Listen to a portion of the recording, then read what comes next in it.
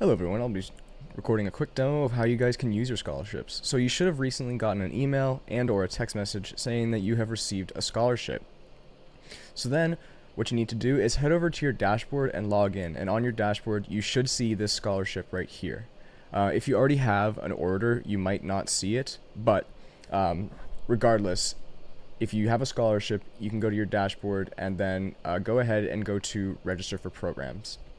Select the course you want. For example, this 3-week summer expert course, batch C, maybe I want EST, and then over here on the left side, you see this apply scholarships button.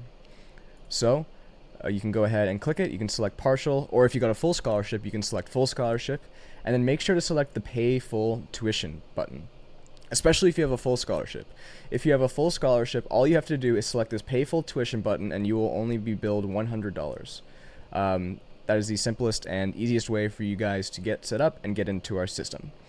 But for this example, I'll be doing the partial scholarship, and you just click next, and you'll get redirected to our checkout session. And as you can see, the scholarship has been applied automatically, and the price is now $1549.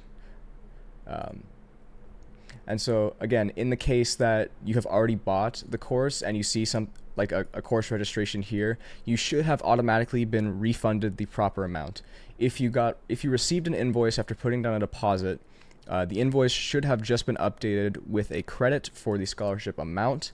If not, please reach out to us with information as to your situation so that we can help out. But aside from that, everything should be automatic. If you already have a paid order and you got a scholarship, the scholarship amount should be refunded. Again, if not, reach out to us. Yep, thanks for